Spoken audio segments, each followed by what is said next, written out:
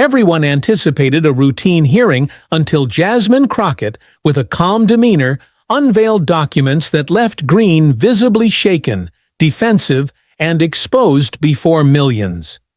That morning on Capitol Hill carried a distinct tension in the air, the kind you couldn't quite pinpoint but could sense, in the aides' wary glances, the restless shifting of chairs, and the way Rep. Jasmine Crockett meticulously aligned her documents as she awaited her turn to speak. C-SPAN was broadcasting live, phones were poised, and reporters in the back rows scribbled preliminary notes, largely expecting another predictable hearing. But Jasmine had arrived with a different plan entirely. She adjusted her glasses, took a deliberate breath, and leaned toward the microphone, the room falling silent. "Thank you, Mr. Chairman," she began, her voice steady and clear. "I'd like to address what I believe is a grave misuse of public trust by a member of this chamber." The room shifted, heads turned, cameras zoomed in, but she didn't waver. "I'm speaking of Representative Marjorie Taylor Greene and a series of financial discrepancies I believe warrant public scrutiny," she continued, starting with campaign funds funneled to private interests through 2 Georgia-based shell entities. A murmur swept through the room. Marjorie leaned forward, her eyes fixed on Jasmine, her hands, initially folded, beginning to tense. "You've got nothing but hot air," Greene fired across the table. Jasmine didn't flinch. "I have records, not rumors," she replied, lifting a slim file, "and I'd appreciate finishing without interruption." The chair tapped his gavel. "Order. Let the representative proceed." Jasmine continued, turning the first page. According to FEC records, nearly $130,000 in campaign funds were channeled to a consulting firm called Oakstar Strategies, which lacks a physical address. She paused briefly, letting that sink in. Greene shifted uncomfortably in her seat. "That's a legitimate firm, and you know it." "No, I don't know it," Jasmine countered, glancing briefly at Greene.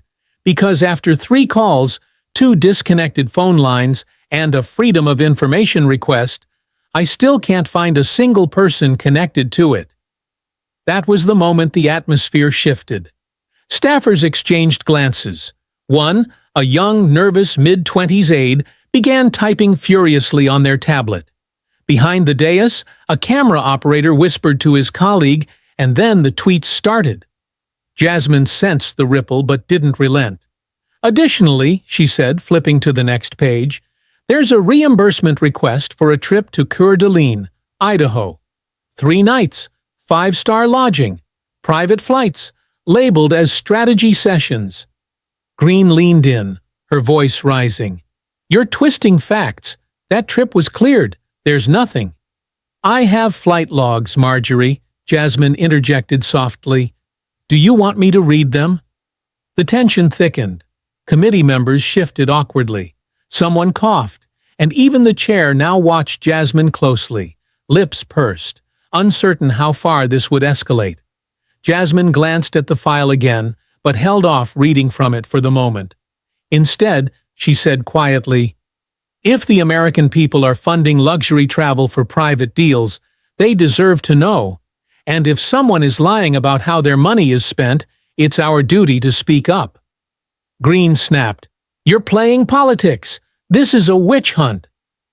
"Then you shouldn't fear the truth," Jasmine replied, cool as ice. You could almost feel the energy shift in the room. This was no longer political theater. It was a collision, and the mic remained live. But the next page Jasmine turned to would make everything that had just happened seem like a mere warm-up. The air was already charged, but the moment Jasmine flipped that next page, it felt as if a match had been struck in a gas-filled room. She didn't speak immediately, letting the silence speak for her, then looked up and said, "This isn't just about donations or trips. It's about credibility, about what people say behind closed doors when they think no one's listening, and I've got transcripts." That word hit hard. Transcripts. Greene's jaw tightened. "Transcripts of what, Jasmine?" she demanded, leaning forward. Phone calls, Jasmine replied flatly. One dated March 9th last year, another in July, both linked to conversations about funneling PAC money toward personal real estate, one of which was purchased in Flagler Beach, Florida.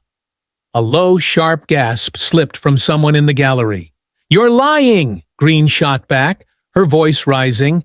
"This is fiction, manufactured." Jasmine didn't respond right away. She took out a small printout, slid it down the table to the committee clerk, and turned to the chairman. "For the record, I've submitted this to be added to the official hearing documents. These transcripts were vetted. 2 sources verified them before I even agreed to read them aloud." Greene was now visibly fuming, looking left and right, but no one stepped in to defend her. No one could. From the back row, a reporter quietly mouthed, "Oh my God," to her colleague as she reached for her phone. Jasmine continued. In the March 9th call, Greene's aide mentions routing $20,000 from the Freedom Rising PAC to a private account listed under a Florida-based LLC owned by her brother-in-law. When asked why, the aide responds, quote, "We need it for the beach house. She's got contractors waiting." Silence. No one moved, not even the chairman tapped his gavel this time. Greene stood up. "This is slander. I don't even have a brother-in-law." Jasmine held up another page. "His name is Ronald Ederton, married to your husband's sister, Kendra.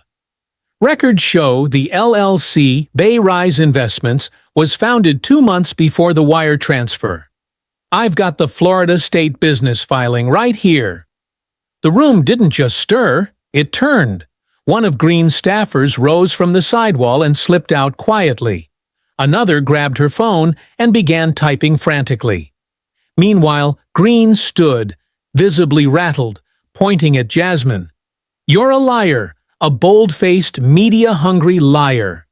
Jasmine raised her eyebrows slightly, her voice remaining cool. "Then why did the bank flag the wire transfer? Why is there a note about a fraud investigation being opened and then quietly closed 2 weeks later with no public record?" She leaned back slightly, her eyes locked on Greene. "Because you thought no one would look twice. But I did." The cameras were still rolling. The chairman finally spoke. "We need a 5-minute recess." "No, we don't," Jasmine said. "I'm not done." And just like that, she regained control. In July, there's another call. This time with a developer in San Diego. Same PAC, same shell company. This time, a $50,000 consulting fee labeled under security advisement. But the man on the other end confirms they never met, never spoke, and had no contract. The chair's mouth opened slightly, as if to object, but no words came. Jasmine turned to him. "Sir, these aren't accusations. These are documented transactions. We all sit in this room claiming to represent the people. But if we're not willing to investigate our own, what are we really doing here?" She stood, looking around the room, letting that question linger. Greene had gone quiet. Her face flushed, her hands no longer fidgeting, now just resting stiffly on the table. Outside, the press was already crafting headlines, fast. But Jasmine wasn't merely exposing corruption. She was igniting a full-blown political storm. The hearing room felt different now, tighter, as if the oxygen had dropped a few levels. Greene sank back into her chair, arms crossed, lips pressed so tightly it seemed she was holding back a storm of rage. She wasn't used to being on the defensive, especially not like this. Not with cameras rolling, not in front of the entire nation. Jasmine picked up a slimmer file, its cover reading, "Private Travel Disbursements, 2021 to 2023. "Let's talk about the trips," she said, looking directly at Greene. "The ones labeled as strategic meetings, but tied to private donors, real estate brokers, and, curiously, cryptocurrency investors based in Scottsdale, Arizona."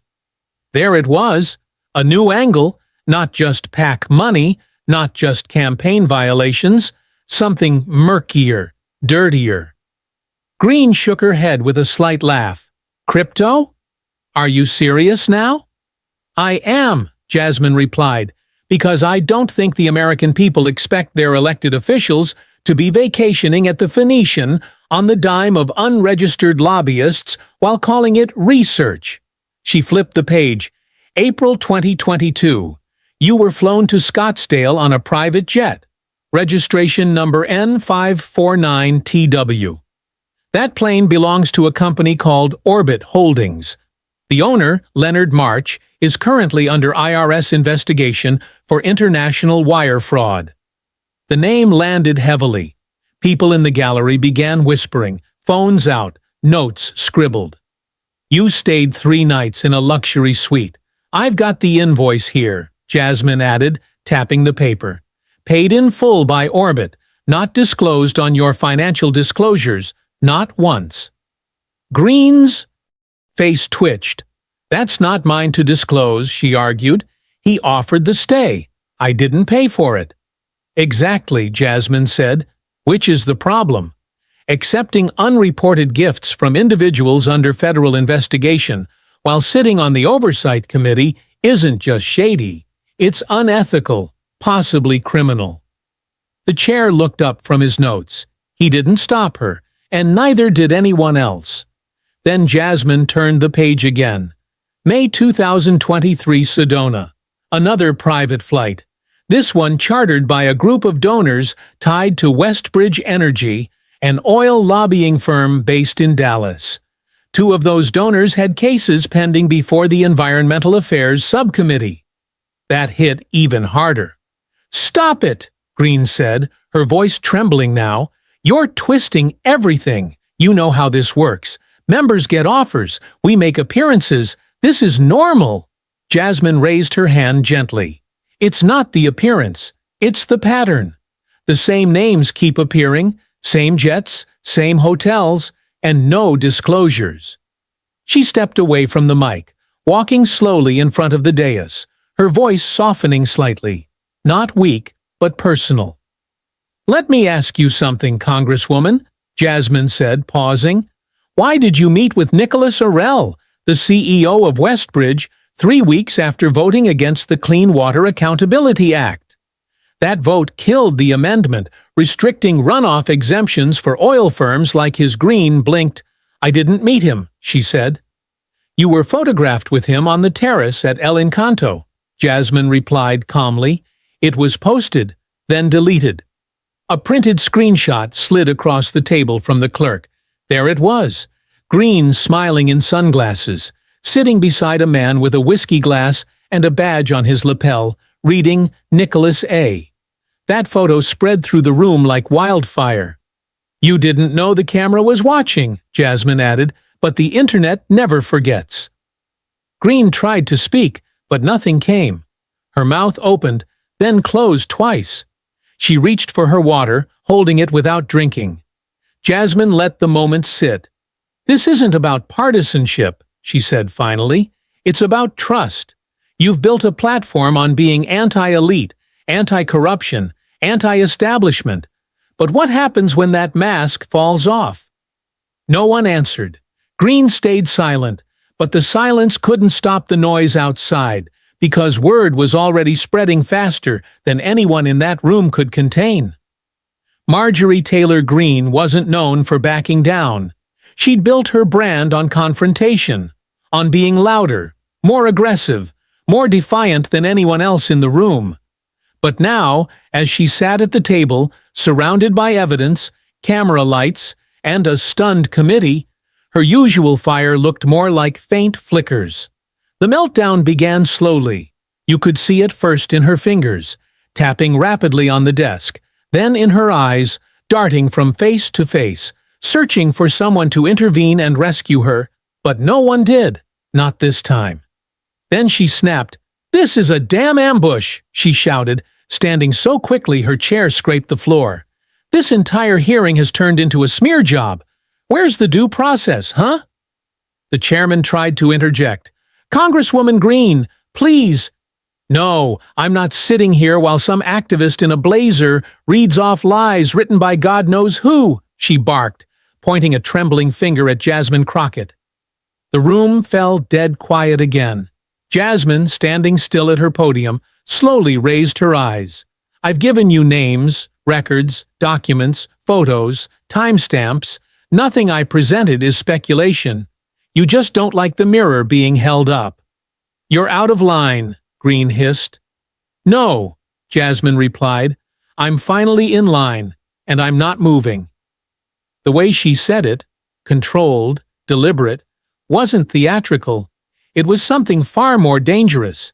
It was believable, honest, the kind of tone that cuts through every screen in America. A staffer tried slipping Greene a note, but she shoved it away. "Why don't you talk about what your donors are doing, huh?" Greene shouted. "Talk about all the dark money behind your campaign, Jasmine? You think you're clean? You think you're some hero?" "I'm not here to perform," Jasmine answered calmly. "I'm here to ask questions the public deserves answers to. And every time you scream, every time you deflect, you confirm why those answers matter." The chairman tried again. "Let's restore order to the hearing." But Greene wasn't done. "You want drama? Fine, here it is," she snapped. "I have nothing to hide. Nothing. Unlike the rest of you who smile for the cameras and lie behind the scenes." Jasmine tilted her head slightly, then explained. "The third account, opened in your name under Atlantic Solutions LLC, tied to a short-term rental property in Tampa, which received multiple deposits from PACs after you voted against rental regulation reform." The words landed like bricks. Greene didn't even reply. Silence. That was the difference now. Earlier she'd barked and clawed. Now, for the first time, she looked unsure, tired, exposed, and the cameras didn't miss a second of it. Outside the room, the story was already breaking wide open. Cable networks interrupted programming. The video feed went viral before Jasmine even sat back down. People weren't just watching, they were dissecting. Some cheered, others panicked, a few didn't know what to believe, but they couldn't stop watching either way. Inside the hearing room, the meltdown had done more than reveal Greene's pressure point. It had shifted momentum. What began as a shouting match was now turning into something closer to an investigation. You could feel the shift in posture from the other committee members. They were no longer just spectators. They were starting to look genuinely concerned. Jasmine didn't say another word for the rest of that segment. She didn't need to. She simply closed the folder in front of her and quietly reached for a glass of water while Greene fumed in silence, her anger finally folding into something else, something closer to fear. But fear can make people reckless, and Greene wasn't the type to go down quietly. The hearing recessed 15 minutes early. The gavel came down swiftly, and committee members shuffled out with tight jaws and unfinished notes. It wasn't just chaos in the room. It was leaking into every hallway, every elevator, every phone line inside the Capitol building. Jasmine Crockett didn't rush. She stood calmly, gathering her folders, ignoring the noise, the side glances, and the 3 different aides, asking if she'd give a hallway statement. She gave them all the same answer. Not yet. In the hallway, Marjorie Taylor Greene was pacing. No cameras, just voices, and she was using hers loudly. "You don't let a junior congresswoman come in here and try to smear me," she barked at her aide, a tall man in his 30s with sharp eyes and a tight grip on his phone. "This whole thing was a setup. Somebody's behind her. I want names." He nodded quickly. "We're trying to get ahead of it. We've got a statement prepped, blaming political weaponization, deep state spin, the usual. Should we release it now or wait?" "Now, and tell Tucker I'll do the show tonight," she snapped. 10 minutes, no fluff." Around the corner, Jasmine quietly walked past a cluster of staffers, all of whom paused their whispering as she appeared.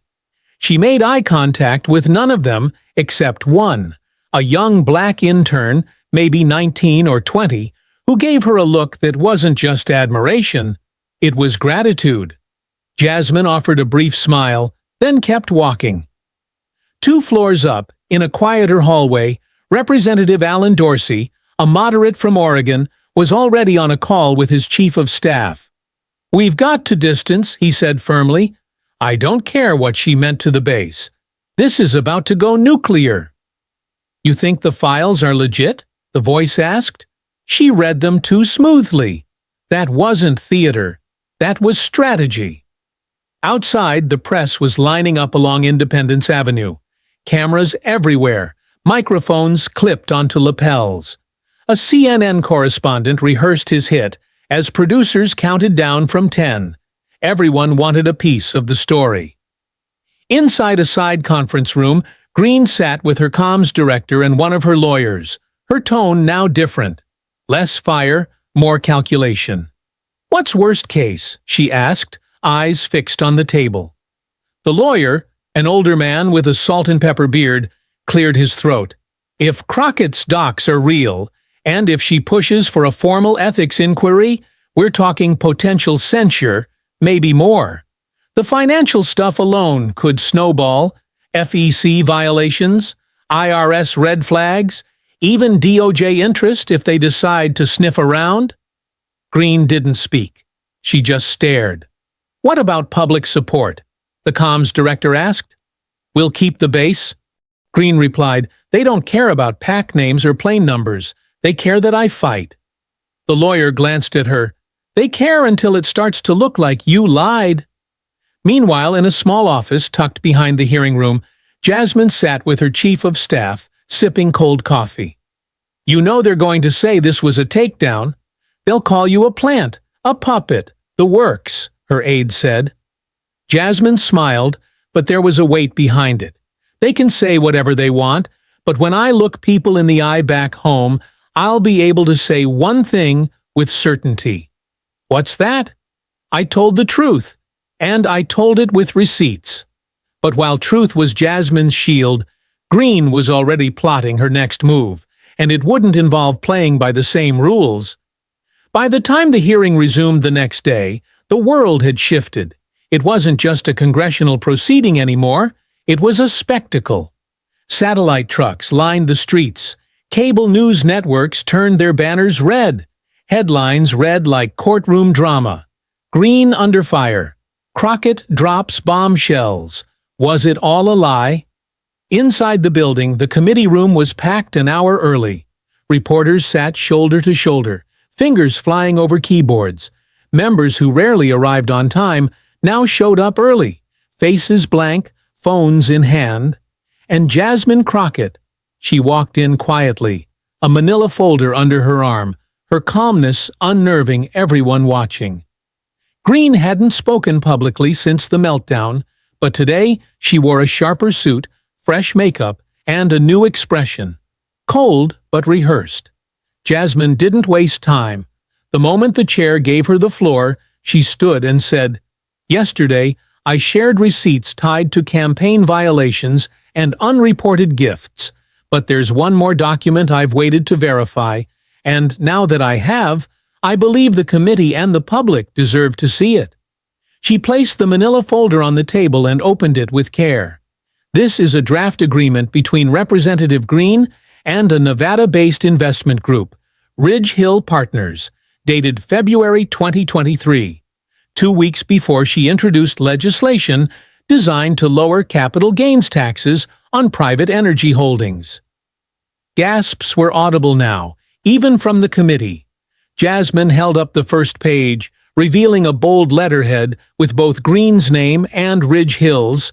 This document includes language requesting Greene's ongoing advocacy for deregulation measures in exchange for undisclosed financial equity in a subsidiary, specifically Horizon Aggregate Ventures, a firm with deep holdings in fracking operations across the Midwest. Greene stood up. "That's a fake.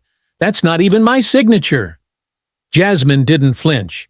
"We had it reviewed by an independent forensic analyst. The signature matches 5 separate documents filed with the Georgia Secretary of State." Greene's face turned pale. From the back, a reporter whispered, "That's game." But Jasmine wasn't finished. The deal never went public, and the legislation she introduced didn't pass. But that doesn't change what this is: an agreement to trade influence for personal gain. Silence, not the respectful kind, but the kind that settles, because no one knows what to say next. One of Greene's attorneys whispered something in her ear. She pulled back, visibly shaken. "You don't know what you're doing," Greene muttered, her voice cracking. "You're burning the whole house down." "For what? A headline?" "No," Jasmine said calmly. "For accountability." The chairman leaned in. "Representative Crockett, are you formally requesting that this document be submitted to the House Ethics Committee?" Jasmine nodded. "Yes, along with the full binder of accompanying records, which have been uploaded to a secure congressional server and made available to all committee members." The clerk walked over and collected the folder. A camera shutter snapped. Outside, people watching live were already reacting. Comments flooded in by the thousands. Even conservative voices on TV struggled to defend Greene without sounding absurd. Back inside, Greene sat down slowly. Her hands didn't move, her face didn't change, because something had shifted in her now. Not just frustration, not just fury, but the realization that this wasn't just a hearing anymore. It was a legal threat, a career threat, and worst of all, she didn't know what else Jasmine had in her file. But Jasmine had made her point, and now the real question was whether the system would act, or simply watch. By mid-afternoon, the headlines were inescapable. It didn't matter what channel you flipped to. MSNBC, Fox News, CNN, even local affiliates in cities like Tulsa, Boise, and Fresno were covering it. People weren't just watching clips from the hearing. They were arguing in diners, whispering at church, debating at office lunch tables. Social media erupted. Hashtags surged. Wah Crockett exposes, Greene, Wah Packgate, and Wah had Greene collapsed, all trended within minutes of each other. On YouTube, the hearing clip crossed 2 million views in 4 hours. Someone posted a 10-second snippet of Greene slamming her hands on the desk, captioned, "When receipts hit harder than opinions." It went viral instantly. In Shreveport, Louisiana, a barbershop had the TV tuned in. Curtis, the owner, paused mid-cut just to say, "Man, she cooked her on live TV. That ain't politics, that's surgery." In Cedar Rapids, Iowa, 2 retired teachers who'd voted conservative their whole lives sat at a diner, watching the coverage on a small screen above the register. "She looked guilty," one said flatly. "Didn't even try to deny it after that last document." "She tried yelling," the other replied. "Didn't work this time." It was that kind of moment, the kind that bypasses the usual media filter and hits people straight in the gut. Something felt real about it. It didn't matter where you stood politically. Greene's unraveling wasn't just a story, it was a moment. And Jasmine, she became a household name overnight. Clips of her composure circulated like wildfire. One tweet read, "If Grace Under Fire had a face, it'd be Jasmine Crockett." A TikTok remix turned her, quote, "I told the truth, and I told it with receipts," into a chorus over a bass beat. Teenagers who didn't even know what a House hearing was were suddenly quoting her in videos. Cable news couldn't keep up. Some anchors tried to spin it as partisan warfare, but viewers weren't buying it. The evidence was too specific, the documentation too solid, and the silence from Greene's camp deafening. Even among Greene's most loyal followers, cracks began to show. At a town hall in Grand Junction, Colorado, a woman wearing a Greene 2022 hoodie stood up and asked a question her local congressman wasn't ready for. "Why aren't y'all talking about the PAC money? If it was fake, she'd say it loud. She ain't said nothing." Talk radio lit up with callers. Some defended Greene, others didn't. "She fought for us, but now it looks like she fought for herself too," said one caller from Wichita. Online, Right-wing influencers hesitated. A few tried to discredit Jasmine, digging up old clips, old tweets, but none of it stuck. She hadn't yelled, she hadn't taken cheap shots, she'd presented documents and stood her ground. The attacks bounced off her like rubber bullets. Meanwhile, congressional offices were swamped with calls. Some demanding Greene resign, others demanding an investigation, a few just seeking clarity. The Speaker's office declined to comment, but insiders leaked that a quiet conversation had already taken place behind closed doors. There were whispers of potential censure, maybe more. And through it all, Jasmine stayed quiet.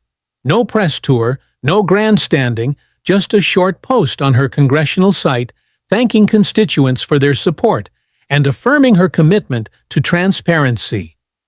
That silence spoke louder than a dozen interviews, because while Greene's team scrambled to clean up the wreckage, Jasmine didn't have to say another word. The public was already writing the story for her, but the louder the reaction grew, the more pressure mounted for someone in power to actually do something about it. By the third day, Greene's office resembled a bunker more than a workspace. Blinds closed, phones ringing non-stop, staffers whispering in corners. Her chief of staff, red-eyed and running on fumes, stood by the copier, punching buttons like the machine owed him money. "Is she coming in?" one aide asked quietly. "She's still in the conference room," another replied, "on the phone with legal again." Inside that room, Marjorie Taylor Greene sat hunched over a speakerphone, surrounded by documents, half drunk, coffee, and three people who looked as tired as she did. "She's not backing down," said her attorney.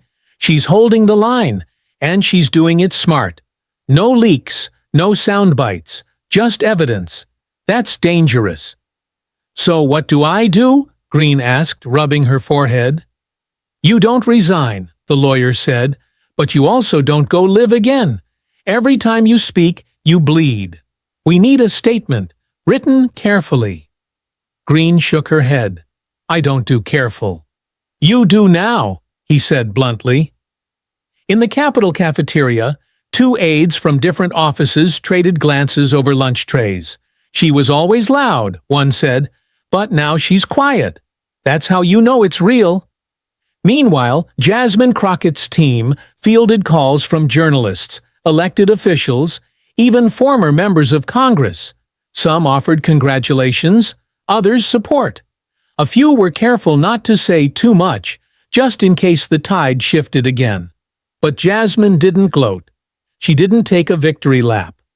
She went back to her district office that Friday and sat in on a housing complaint meeting with a group of senior residents in Dallas. "You're not tired?" her aide asked quietly afterward. "I'm always tired," she said, smiling faintly, "but I'm not done." Back in Washington, things moved fast. A bipartisan group within the House committee began reviewing the documents Crockett submitted. It wasn't a formal investigation. Not yet. But it was the first step. The kind that usually takes months. This time, it took days. One by one, Greene's allies started pulling back. Some gave vague statements about letting the process play out. Others flat-out dodged reporters. Only the fringe remained loud, shouting conspiracy online, calling Jasmine a plant, calling the documents forged, even though none had been disproved. By the following week, 3 Republican members quietly requested an internal ethics review be opened. A move like that wasn't small. It meant Greene's own party was no longer willing to defend her blindly. She released a written statement 2 days later. No apology, no acknowledgement, just an accusation that Jasmine Crockett was weaponizing the process to smear true patriots. But by then, the narrative had already shifted. Editorial boards across the country wrote columns about transparency, accountability, the importance of character, and in Greene's own district, a local poll showed her approval rating had dropped 20 points in 7 days. 20 points. At a Rotary Club in Monroe, Georgia, a former donor stood up and told the room, I don't care what letter's next to your name. If you lie to the people and get caught, you shouldn't represent them. The fallout wasn't just political, it was personal. Staffers considered jumping ship. Donors stopped answering calls. Lobbyists suddenly had scheduling conflicts. Meanwhile, Jasmine Crockett stayed focused. She kept working, kept answering emails. She hadn't destroyed her opponent through insults or games. She'd done it with paperwork, with poise, with facts, and the country noticed. But the real test wasn't what happened to Greene. It was what Congress and the voters would do next. By the end of the month, the headlines had begun to quiet, but the questions hadn't stopped. If anything, they'd grown sharper, clearer. Voters across the country had witnessed something rare. Evidence delivered with discipline, without theatrics, and without walking anything back. For once, a political moment had felt honest. In interviews, people from coast to coast kept repeating the same thing. She didn't yell. She didn't insult. She just showed the proof. At a community center in Akron, Ohio, a pastor told his congregation during a Sunday service, "Integrity is quiet. Loud doesn't always mean right, and the truth, it doesn't need to shout." Jasmine Crockett wasn't interested in becoming a media darling. She hadn't hired a new publicist. She didn't go on every show that invited her. Instead, she chose a sit-down with a local journalist in Dallas. The interview was calm, focused. "Did you want this to be a takedown?" the reporter asked. "No," Jasmine said plainly. "I wanted people to see what happens when you follow the trail. I wanted them to understand that real power doesn't come from shouting, it comes from being prepared." The journalist nodded. "Are you worried about retaliation?" "I'm aware of it, but I'm not worried. I didn't do this to win a fight. I did it because people deserve better than smoke and mirrors." That phrase stuck. In Washington, the House Ethics Committee opened a formal inquiry into Greene's campaign finances. A quiet move, but a powerful one, no press conference, just a simple notice that her records were under review. For Greene, the storm didn't pass. It just moved indoors. Legal consultants, staff turnover, travel cutbacks. Once a staple on every evening panel, she now declined interviews. No more press-ready sound bites, just silence and strategy. And for Jasmine, the recognition kept growing. She was invited to speak at universities. Georgetown, Howard, UC Berkeley, not as a hero, but as a voice of reason. She always gave the same message. Don't confuse loud with right. Do your homework and never walk into a room afraid of the facts. High school students sent her letters. Young women wrote about seeing someone who looked like them stand up with a binder and take down a lie. Voters said they felt seen, like someone had finally said out loud what they'd been thinking for years, that politics doesn't have to be a circus, and maybe, just maybe, truth still matters. One evening, Jasmine was asked to speak at a town hall in Garland, Texas. It was packed, standing room only, no campaign signs, no slogans, just residents. Black, white, Latino, young and old, waiting to hear from the person who'd gone toe-to-toe with one of the loudest voices in Congress and never flinched. She stepped up to the mic and looked out at the room. "I'm not here to talk about scandals or headlines," she said. "I'm here to talk about what comes next. Because what happened in that hearing room wasn't about one person, it was about what we allow in our politics, and whether we still care enough to stop and ask, is this honest? Is this fair? Is this who we want to be?" She let the silence sit, then added, "Power without truth is just noise, and we've had enough noise." The room erupted, not in rage or chaos, but in applause, a slow, steady rise that came from people who finally felt like someone was speaking their language. Later that night, back at home, Jasmine sat alone at her kitchen table, the binder from the hearing still in her bag. She hadn't opened it since. She didn't need to. She knew what it said, and more importantly, Now so did everyone else, because the truth, when spoken clearly and without fear, doesn't just win arguments, it shifts the culture. If this story moved you, share it with someone who still believes in facts, honesty, and holding the powerful accountable.